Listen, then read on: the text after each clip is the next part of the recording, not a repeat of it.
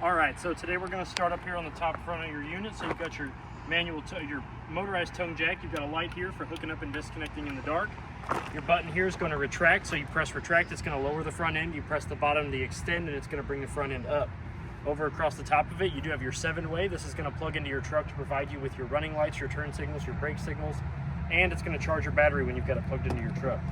Down here, you've got your 2 tow chains, which are going to secure to the vehicle to give you a secure connection, as well as your emergency breakaway cable. That's also going to connect to the same spot that your tow chains do. And if for whatever reason the unit comes unhooked from your truck, this is going to pull the emergency brakes and your wheels are going to lock up so it doesn't go rolling back down the road behind you, okay? Behind that, you do have your 2 20-pound propane cylinders underneath this cover here. They are fed into the unit with an auto change regulator. So up here, this black dial is for your convenience to show you which tank you're currently drawing from.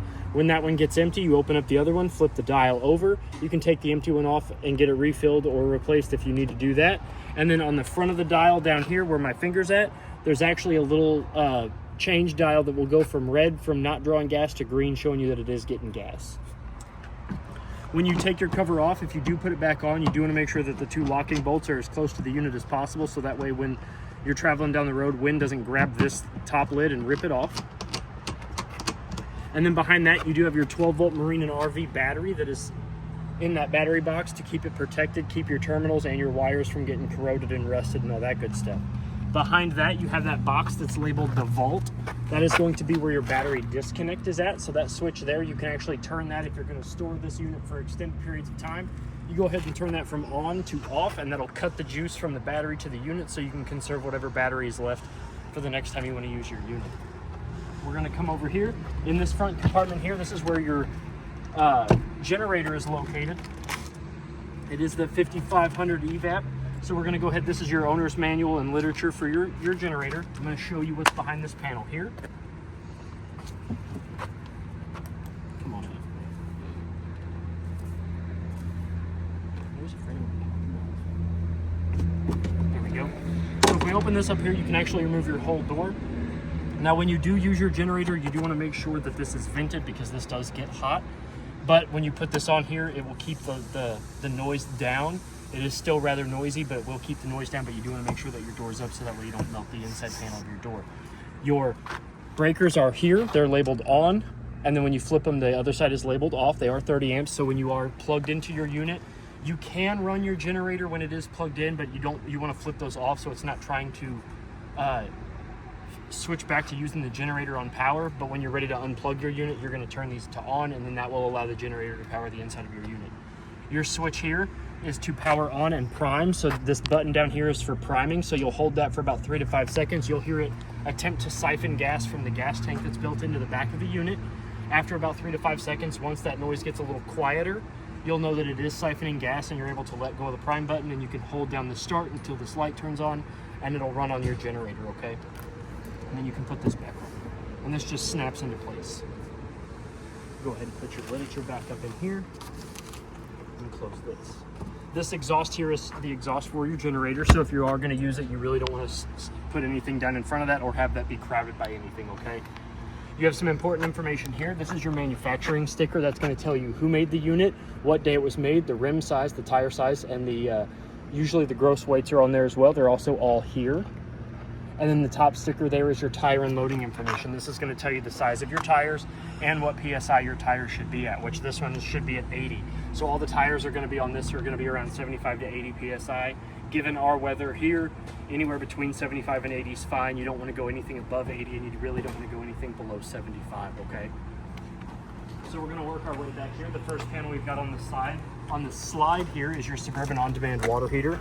So if we open this up, you've got 3 important pieces of technology that we need to go over. First one is your fuse. So you do want to make sure periodically that this is nice, good, and tight.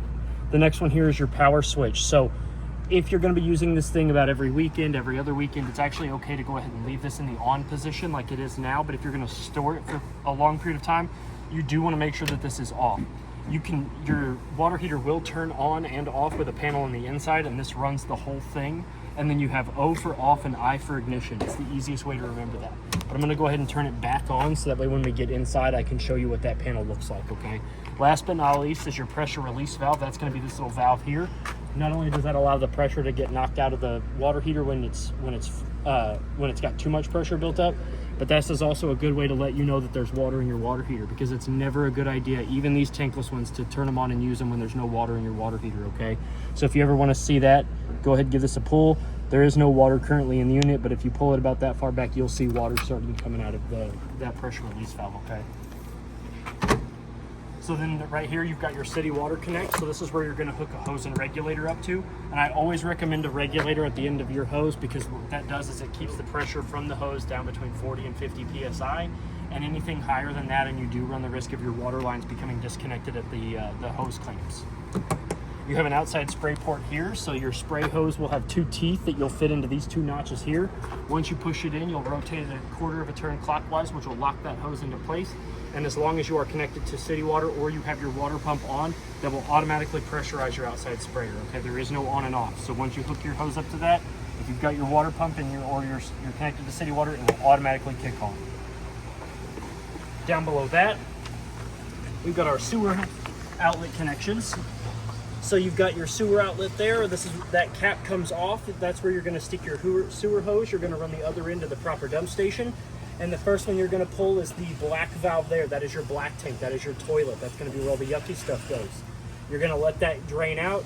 And then when that flow gets a little low, you're going to go ahead and pull the gray tank. What that gray tank does is it drains out your bathroom sink, your bathroom shower, and your kitchen sink, okay? So the reason why we do black first is to let all the yucky stuff come out, and then the gray tanks will help rinse that not only out of that valve there, but also throughout the rest of your sewer hose. It'll get rid of the poo goo. The poo goo. Your two tires here on this side, the lugs have been torqued to 100 foot-pounds as per the side of the sticker there. And like I said, the PSI has been checked and they're sitting around 75 to 80 PSI for you, okay? You do have your 50-amp short cord there. It is plugged in. To secure your plug-in, once you've got it pushed in, you're gonna rotate it clockwise, and then you're gonna take this ring here and you're going to make sure that it is nice, good, and tight up against that outlet. What this ring does is it not only keeps your plug from becoming disconnected while like somebody tripping over it and unplugging your unit in the middle of the night, turning your air conditioners off, but it also keeps anything out from corroding your outlet and your short cord there, okay? We're gonna come back here. These are your outdoor cable and satellite coaxial outlets. So if the Parker campground that you're staying at is providing you with those services, you're gonna hook your coaxial to either the cable or the satellite, and you'll be able to get those TV services on the inside of your unit. Here is your fuel tank fill spout. So you're gonna remove this. You'll stick your nozzle or your gas can down in that, and that's how you're gonna fill your fuel tank.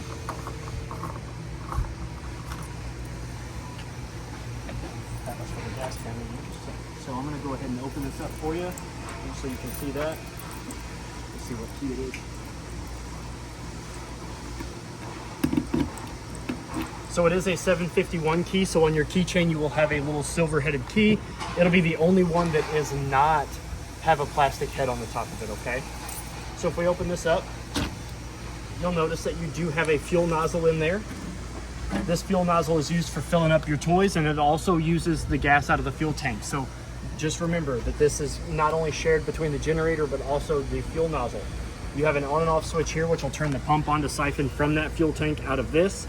And when you turn it off, it also has a release valve that will it will back pump all whatever's left in the hose and in the nozzle back into the fuel tank, okay? And you also have a little gauge here that'll show you, if we turn that on, it'll show you how full your gas tank is on this unit, okay? So that way you never have to guess how much fuel you have in it. It'll always tell you. When you're done, you can just coil the fuel pump back up in there. And then, like I said, it is that 751 key on your keychain that's gonna lock and unlock this.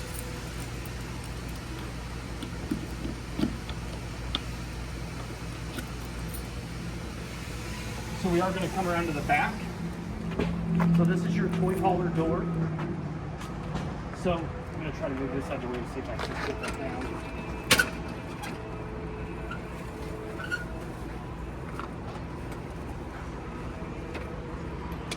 I'm going to struggle busting real hard today. Okay, so to lower your toy hauler or party deck down, you're going to open up these latches. Just pull out the locking arms, rotate them all the way outward so they don't get hung up in the door. We're gonna lift up on this one, swing it out. Again, you do want to make sure that these are all the way out so that way they don't get hung up in the door going down or up. You can grab a hold of the handle here, give it a tug, let the door come out. And I'm a rather tall person, so I'll go in the middle and I'll just walk it backwards, okay? Watch the cords behind you. I'll walk it backwards, set it down. And now that we have the ramp up in the porch position, if you do need to get your toy in and out of this, what you're going to do is you're going to raise these up, and these can actually get fully removed too from these pins here. You can actually take these two gate sections all the way off of your unit to use this as a ramp. And then what you're going to do is you're going to relieve the tension off of the gate, and you're going to undo these guys right here, and then you can actually remove these cables here, and this whole ramp will go to the ground so you can get your toy in and out of your unit. Okay, so now that, but since it's in porch position, I'm going to show you the gates. So all the gates have two travel locks on them, one on the front and one on the side there. Both of these sides both have them. When you have them unlocked, you're going to lift up on the front portion of the gate. You're then going to lift up. And then once you have that in, you're going to swing the front end of the gate back in. You're going to make sure that your lock is Being attacked. I'm being attacked is secure. You can actually keep this from being pushed in and out accidentally by locking it all the way. That rotates that claw to a different position, so this can't become unlocked and somebody falls out of it, okay? Same goes for the other side. So you don't get attacked again? So I don't get attacked.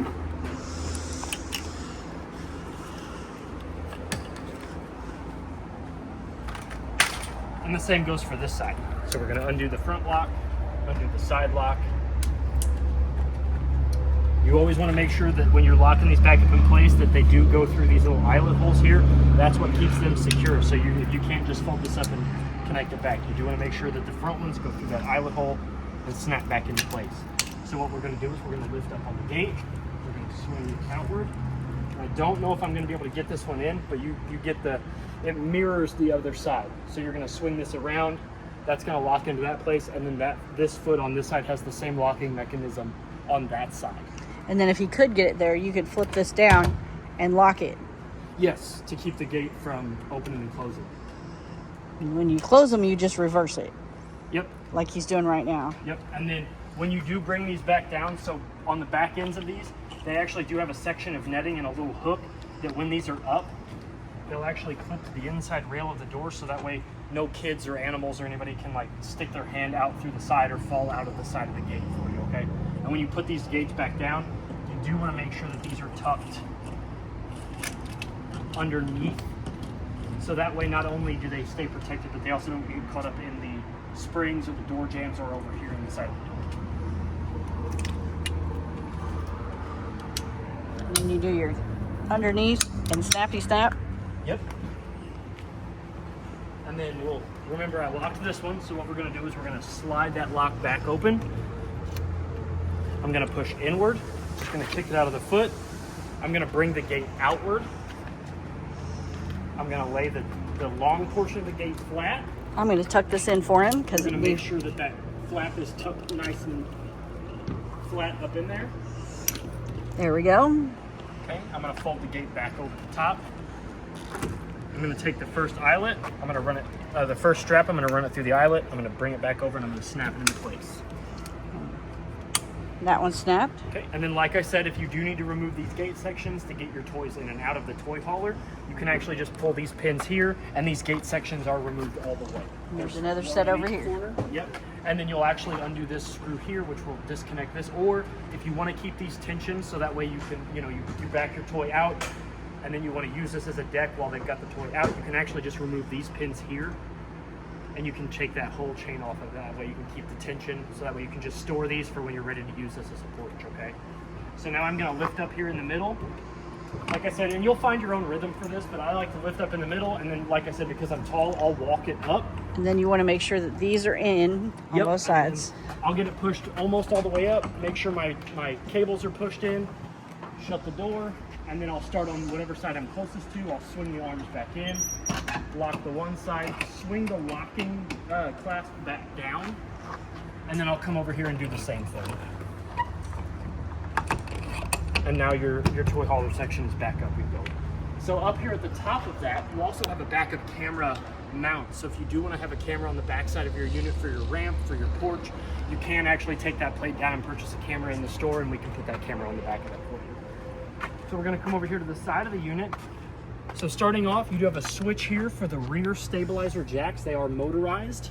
And then if they, for whatever reason, they do not want to work off of the motor, there is actually a bolt on the opposite side, on the off-door side, that you can use your 3/4 inch socket to raise and lower those jacks manually up and down, okay? But this switch right here is going to do that for you. You've got extend and retract. So if we hold that all the way down, they're going to seat themselves, and they are not for lifting and leveling the backside of your camper, okay? They are for just keeping it sturdy while you're using it, okay? You do not want to use those to make sure that this thing is level. That's what the tongue jack is for. You also have a vent here, so you'll have a vent on the bottom side of this side, and you should have an opposite one on the top side of the toy hauler portion on the off-door side.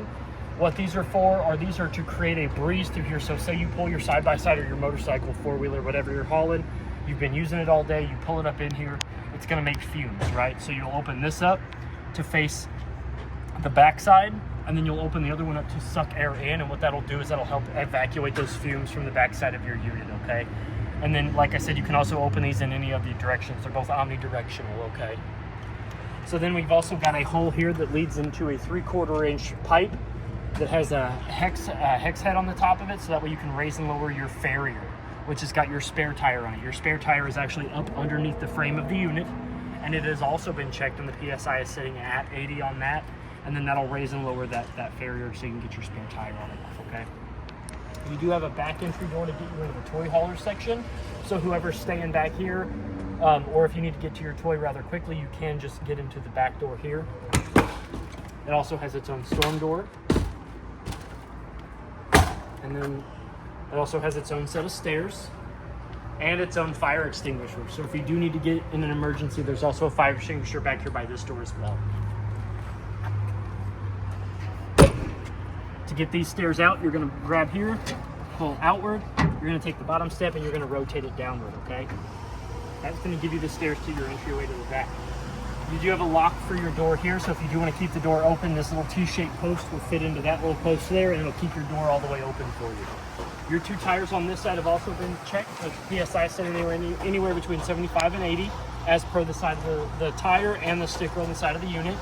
And the lugs have been torqued to 100 foot-pounds as per the two stickers on the sides of the unit. You do have two speakers here for your in-house stereo system that's on the inside.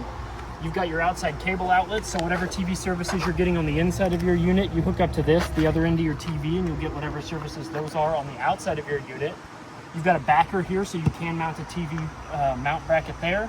And to power your TV, you do have an outside GFCI protected 110 outlet here. Down below are your two low point drains, which are here and there. And then we were on the other side, but if you can see it back there behind the axle, you actually have your 1.5 inch freshwater drain valve back there. I don't know if you can see it, it's back there right underneath the shore board. Yep. That's a 1.5 inch drain valve, and that's gonna allow you to drain your fresh tank rather quickly. You never wanna travel down the road with a full fresh tank of water, okay? Here's your black tank flush valve. So this is where you're gonna hook a hose and regulator up to it, and it's going to power, so you don't have to have your water pump or your city water on at all. What this is going to do is it's going to spin an aerator at the bottom of your black tank by just the water pressure alone to clean off the sides and the bottom of your black tank, okay? So you don't have to have your water pump on, you don't have to be connected to city water, you don't have to do none of that. You just hook your hose and regulator up to this, and the water pressure alone is what spins that aerator, okay? You don't know how many times I get asked, well, what powers that? Just the water. Below that is your fresh tank fill spot. So this is where you're going to stick that hose and regulator and you're going to fill your fresh tank at. It is gravity fed, so there's no threads or anything for your water to sit in. You just hook your hose and regulator straight up in there, and it's going to fill your fresh tank for you. It also has a breather valve there to prevent any back pressure.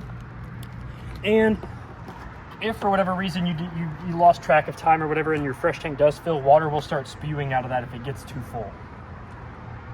You have the backside of your furnace vent here, so you've got an intake and exhaust. Now this does get hot enough to curl the hair on your arms and to burn your skin.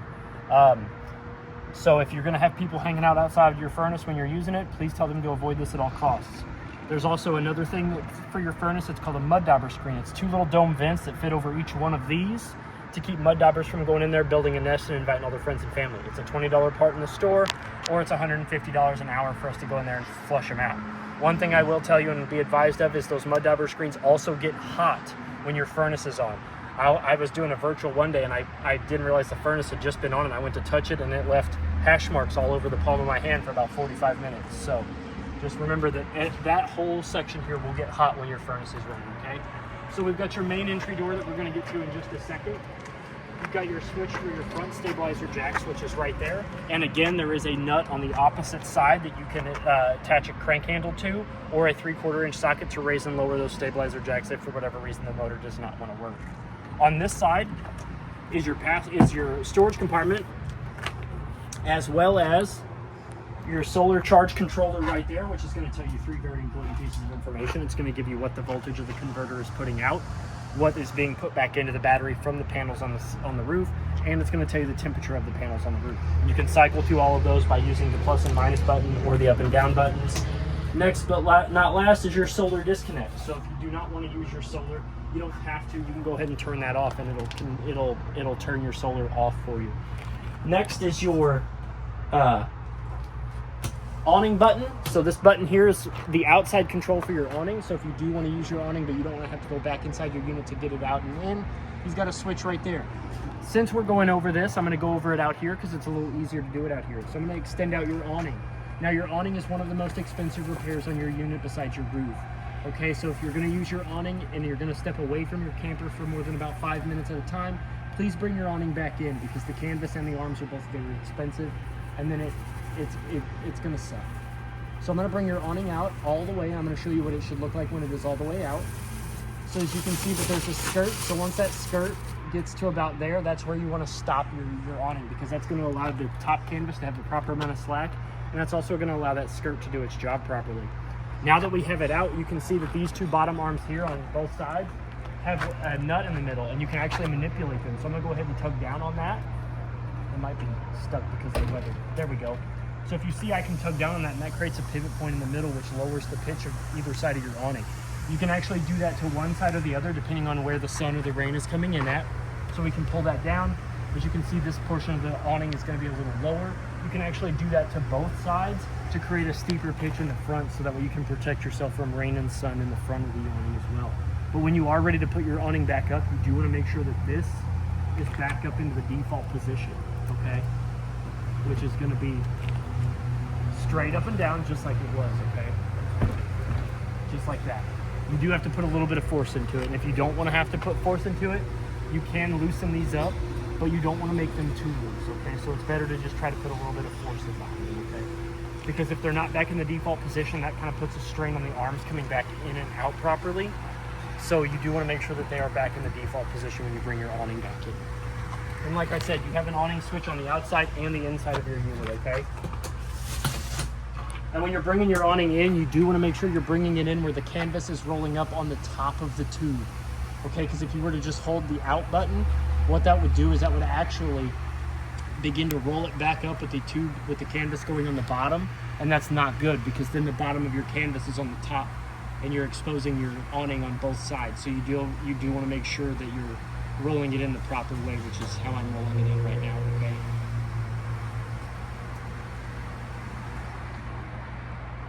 And like I said, it goes in rather quick, so if you're going to step away, it's just better practice to bring it in when you're done using it. Last but not least, above that, you do have a push button light, so you can see what's going on in your storage compartment.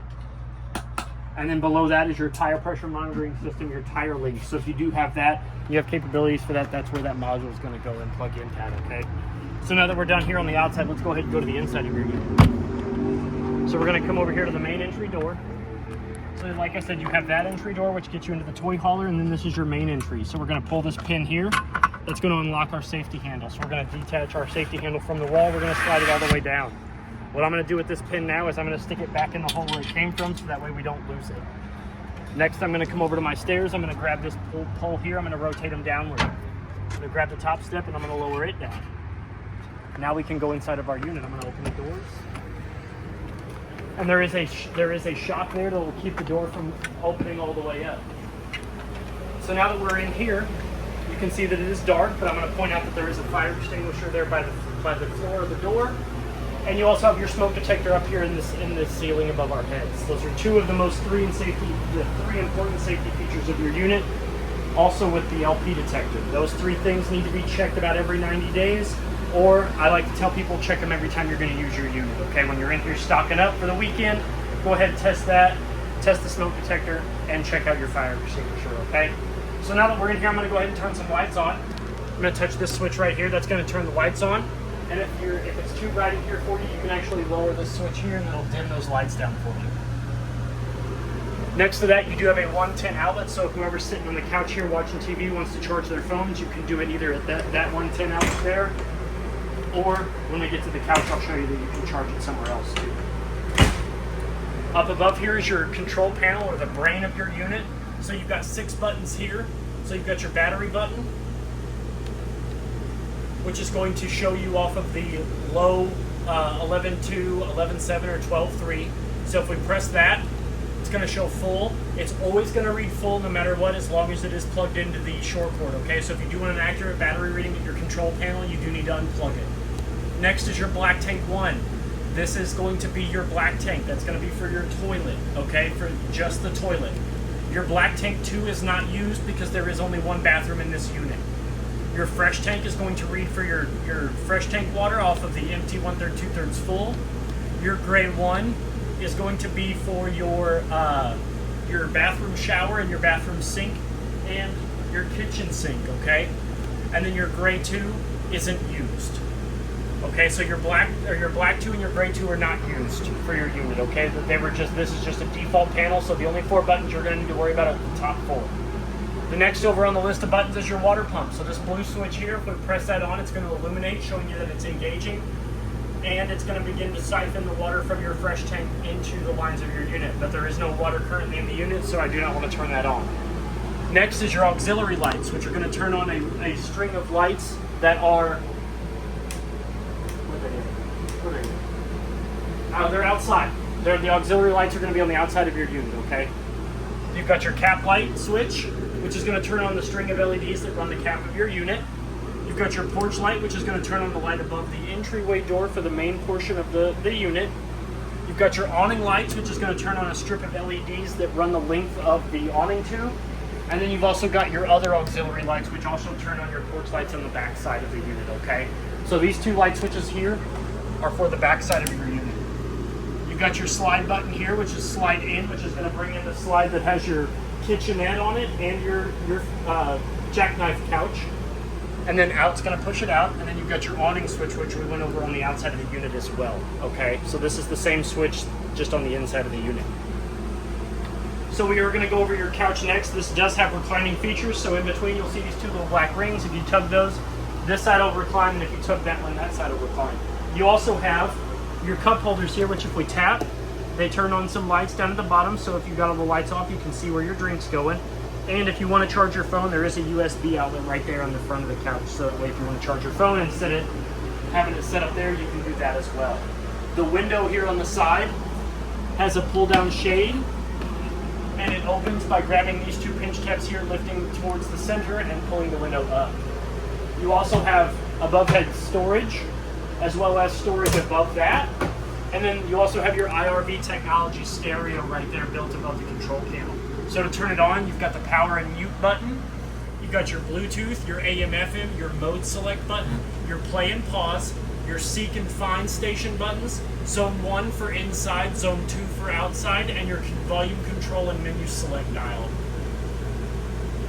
It's also got a USB and an HDMI port built in, so that way if you have any sort of auxiliary music you want to listen to, you have access to doing that as well. So this time we're actually going to make our way through the master bedroom. We're going to come around the wall and do this way. But before we go, you do have... Oh, yeah, your light up underneath there. A little push button light in case you need to light up your light. I'm honestly too tall to even remember that those are there. That's why he brings the short camera lady along. I don't ever remember to see them because they're below eye level. That's okay. That's my height. That's why I'm here. So we're going to go ahead and come into the master bedroom. It has 2 windows. One on the off door side, which is your fire escape window. So if you lift that shade up, you have a little red handle sitting in that black saddle. You'll pull that out, slide it through the window frame to open it, and if you need to get out in case of emergencies, you'll push the whole thing outward, separating it from the unit, and you'll grab a hold of the screen there with the red trapezoid, grab it, and preferably go out feet first. I like your math terms, trapezoid. It's all my favorite shapes. I do like a good trapezoid. This window here is the same one by the couch. You push the 2 pinch tabs towards the middle and lift the window up, and you can open the window and the screen both go up. Same with all the windows in the unit except for the emergency fire escape windows. Those screens come out. On each side of the master bed, you also have a closet that's got a coat rack, so you can hang out your clothes on the coat hangers. Your formals? Your formals. It's also got a cutaway, so if you do want to store like your phone charger or your CPAP machine or anything like that, you have access to do that as well. You can actually power them with the 110 outlet that is back here on this side. Sorry, only one person gets the 110 outlet. You get a snack drawer in here. Nice. So we have to rock, paper, scissors for the outlet, right? Yes. You also have 2 of those push button lights above either side of the bed. There's one on that side as well. You have a light switch here that turns on a strip above the above head storage. Cool. And then this side has your generator power switch. So that is the same switch that is on the outside of the unit, except the only thing that does not do is does not prime. It just has the start on it. So you can actually turn that off and on in the bedroom, and that little digital panel that's next to it will tell you how long it's ran for. Oh. You've also got above head storage, which is one large cabinet with 3 individual drawers. And then down here on either side, you should have a 110 outlet down there by the bed. Yes. Underneath the bed. And this one has the reset. Oh yeah, that's the master GFCI one. It's got the test and reset. So underneath the bed, if we lift up this, there is your 3/4 inch manual crank handle and your outside sprayer hose. You also have tote storage underneath. Your ceiling has a vent and ceiling fan up in the roof, so you can crank it open with that little dial there going clockwise to open it, counterclockwise to close it, as well as a button up there in the top corner that will turn that fan on and off in case things decide to get hairy in here at night. So if you've had too much red meat or beans and he's stinking you out, you can wake him up, slap him in the face, and tell him to open up that vent for you. Up above my head here is your coaxial outlet for your TV services, as well as your 110 outlet. Now you do have a TV backer, which is right here, so you can mount your TV mount right there, okay? And then, like I said, whatever TV services your main GFs or your main coaxial is giving you, you'll be able to get those through here. And you do have a light switch right here. Yes. Turns the lights on, and it has the same dimmer. So if you like your lights more dim, you can push it down, or you can push it up. Yep. Go ahead and turn the accent lights on too.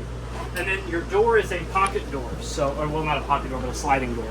So it does have a travel lock, which means that whenever you're in travel, it does need to be locked and secured to keep it from doing damage to the unit while it slides around.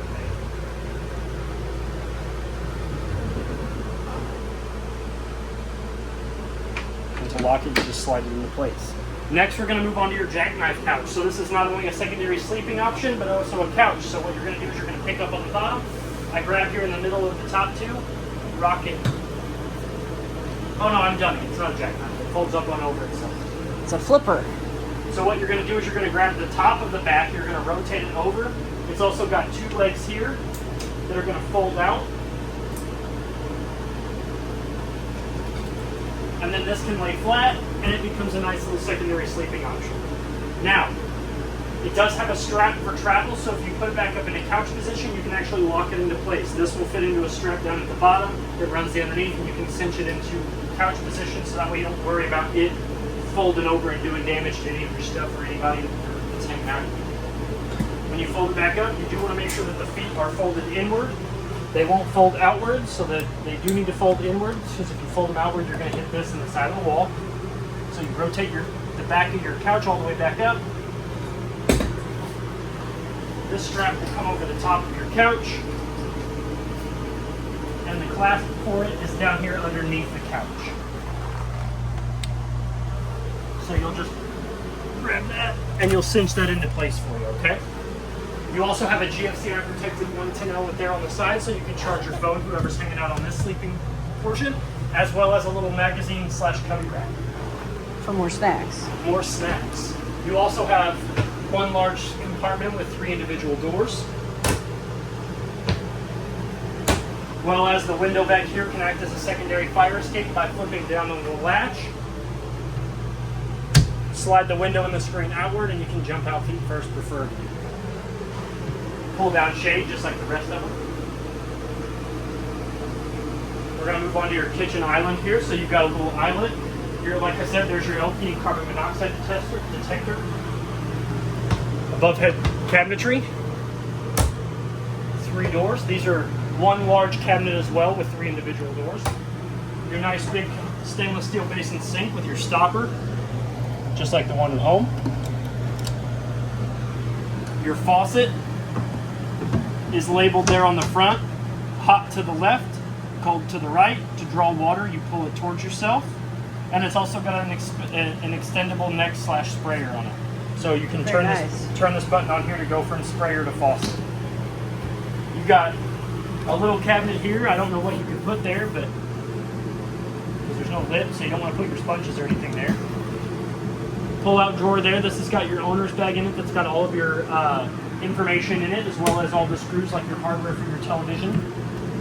Another pull-out drawer. Cabinetry there by the stove. Your Greystone spin top microwaves up here, just like the one at home. It's got all the same features and functions. Your Greystone light and range vent. Remember, O for off, I for ignition. Your stove here, this does get hot, but not hot enough to cook on. This is just for storage and for convenience. So you're going to rotate this all the way up against the backsplash. You're going to come down here and you're going to hit on, which is going to illuminate your burners. So these 3 here are your burners. This one is your oven. So you're going to push in. You're going to hear that click. You're going to see the dial turn red once you rotate it to pilot light.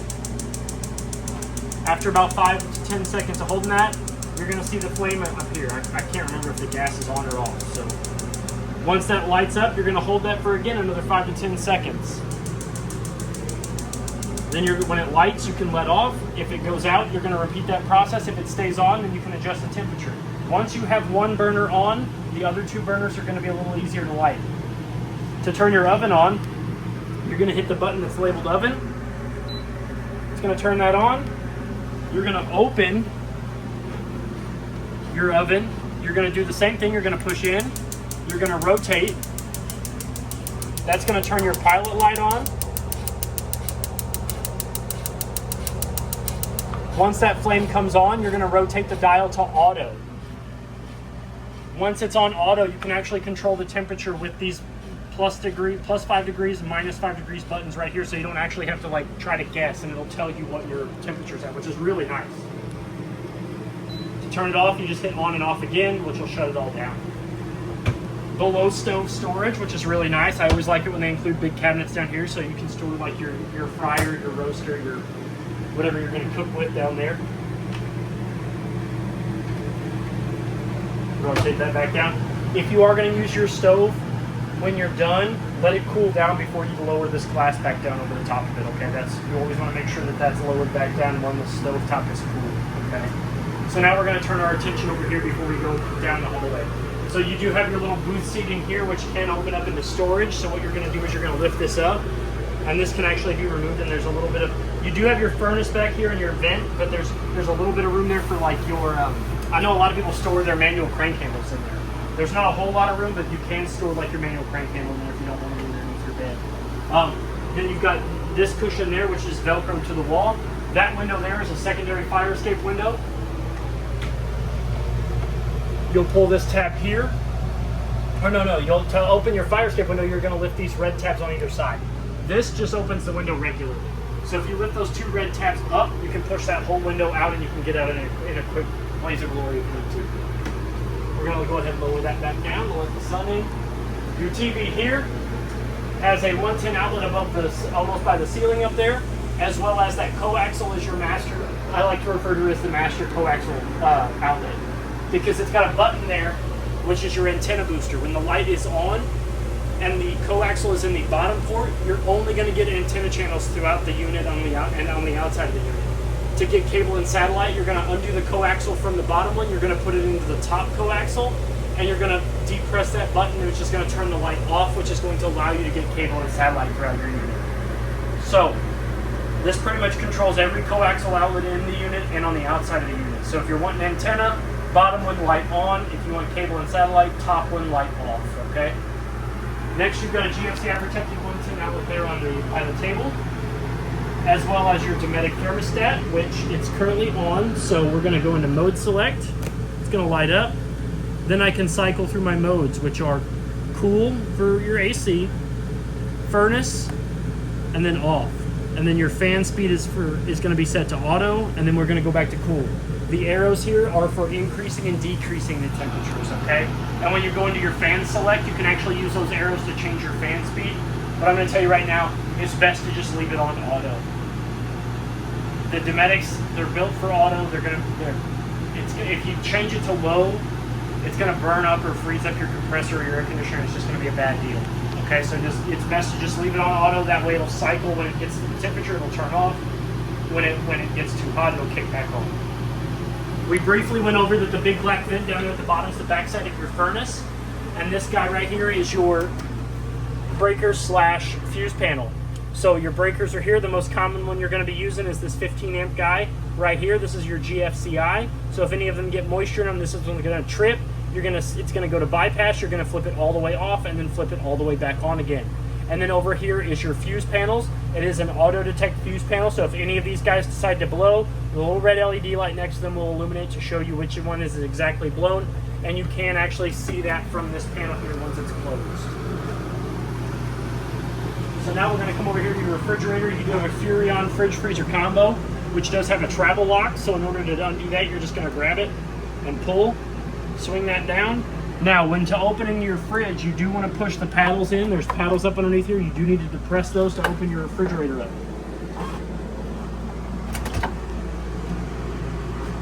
Your temperature control is up here. You've got plus to increase temperature, minus to decrease temperature. You've got your fridge freezer select, so you can hit this button here to differentiate between the settings for your fridge and freezer. And then your power button is over here. So if you ever need to store this thing for a while, you're going to go ahead and you're going to hit this power button for 5 seconds. You're going to hold it, and that's going to turn your refrigerator off, so that way it doesn't drain your battery or blow a fuse when you go to store this thing for the winter. Okay. And this is a 12 volt? Yes. Yes. Yep. The way you find that out is if you actually look on the inside of your refrigerator, the big silver sticker right there, it'll tell you up here at the top. It'll say voltage, and it'll say DC 12 volt, or it'll say 110. And if you ever have to have your fridge worked on, that information, they're going to ask for all that information on that sticker. Down here's your freezer, which also has a paddle to depress to pull it open. Nice big freezer. Nice big freezer for all your ice cream and treats. Now that we're done with that, you do have storage up above here as well. We're going to go into the bathroom. We step in here. Your first thing you're going to notice is your toilet. We lift that up. It's a 2-portion valve toilet, so if we put our foot halfway down, it's going to fill the bowl. If we floor it, it's going to open up and go to the black tank where it belongs, okay? You do have 2 light switches here, which are for the fan above my head. So one will open and shut it off. So if we hold that vent open, it'll open it all the way up. I'm glad, because I wouldn't be able to reach that. That is awesome. And then the next button here will turn that fan on and off. You never want to use that fan if the vent is down, though, because what that's going to do is that because it sucks stuff from the bottom up through, what you'll end up doing is just bringing up a bunch of heat up there, and it'll burn that motor up. So if you're ever going to use your fan, you do want to make sure that that's even just a little bit cracked, so it has somewhere to go with that excess heat. And then the switch above that is for the lights above, which are also manual.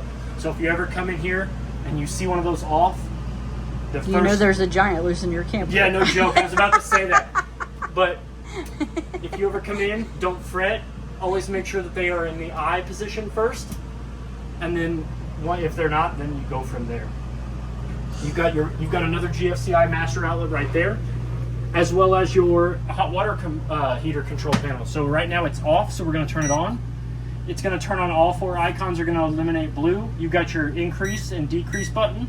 So your max temperature for the Suburbans are going to be 122, and they go all the way down to 56. So 122, these will get hot in about 10 to 15 seconds. They'll max out at 122 in about 10 to 15 seconds. Shouldn't take no time at all. when you do decide to draw hot water for any of your fixtures in the unit, you're going to see 3 symbols light up. You're going to see a shower, which means it's getting water, a fan, which means that the blower motor's working, and a gas symbol, which is showing you that or a flame icon, which is showing you that it is getting the gas that it needs, okay? All 3 of those symbols need to be illuminated in order for you to have hot water, okay? Now, there's also a little troubleshooting guide in the user's manual for this thing, but if you'll get like an E error code or something like that if your gas isn't on. It's all in that manual, and it's easy to navigate through. To turn it back off, you're going to do that. And like I said before when we were outside, if you're going to be using this thing every weekend, it's actually okay to leave that switch on outside and just turn it on and off from this button right here. This bottom arrow here also turns it from Fahrenheit to Celsius if you're one of those people. Not saying anything bad, I'm just saying I'm a Fahrenheit person. Stopper in the sink. Hot to the left, cold to the right. Draw waters all the way up, okay? You've got your medicine cabinet. This guy right here is to cinch your shower curtains, okay? We tie them up. The reason why they're tied up now is because to keep the water from getting to them when we test your shower and test all the water. So we just tie them up in a knot. They're easy to unfold. You've got your shower again, which is hot to the left, cold to the right. To draw water, you pull towards yourself. There's also a switch up there that will cut the water flow on and off at the shower head. So if you're boondocking it, say you've got your hot water on, you don't want to turn the hot water off, but you want to get out so the other person can get in, flip that switch, the water flow will stop, the other person can get in, flip that switch back on. The dial up there will also change different shower head settings for you. You've also got a spot up here for your soaps. Down below the sink, more storage. You've also got a furnace vent down there, so all of the black vents in the floor of your unit are furnace, and all the white vents in the ceiling are air conditioner. Now we're going to come on back to the toy hauler section. You do have 2 doors to get back to the toy hauler section. Through the bathroom, which is the one we just came out of, and you also have the door that's right by the refrigerator. Too many doors! Doors everywhere. Doors everywhere. It's like Alice in Wonderland. Yeah. But this is to get to the main part of the unit, or you have your bathroom. Above our heads here, there's a large 4-doored cabinet. It is one large single compartment that has 4 individual doors. Go ahead and close this up. I'm going to turn that water heater off real quick.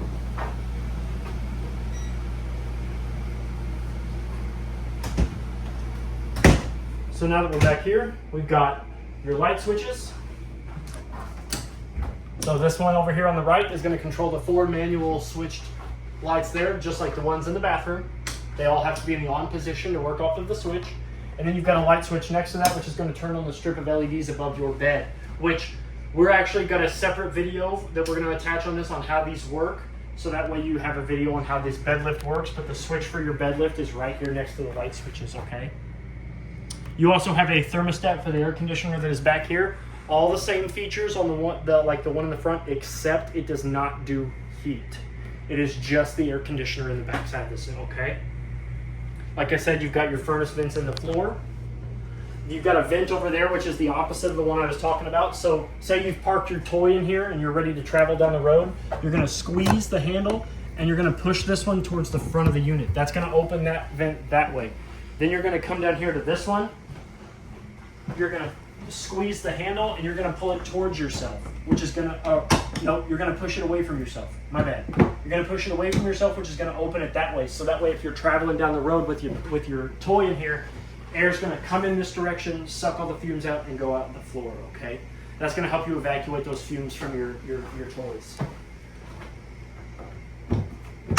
And then to close them, you don't even have to depress them. You just squeeze, you just grab the handle, pull, and they'll lock into place. You also have a fire escape window here in case you need to get out. Same one as in the master bedroom. You grab a hold of this, push outward, grab a hold of the screen, yank it, and get out of there. You also have the 9 anchor points in the floor, so you can store one large toy, multiple smaller toys, all that good stuff. We already went over that you do have a fire extinguisher here in the back. And then these are your, what do they call these?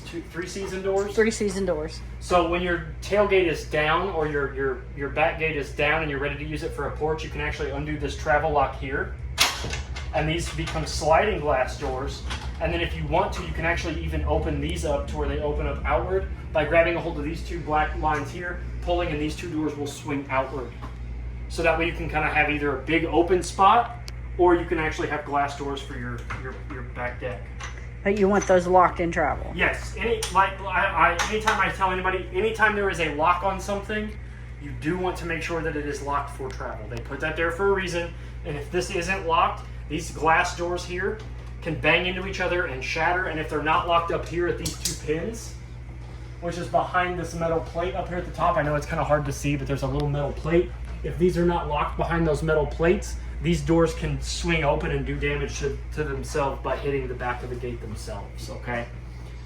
And I think that covers everything. The one last thing I did want to go over is your air conditioner vents. I know it's a little rough. They're tall up there, but you can actually pull that white hold filter cover down, pull the air filter out of that. You can wash that. You can wash it off in the sink, let it dry, shake it off, put it back up there, because the cleaner those are, the better your air conditioner will work, okay?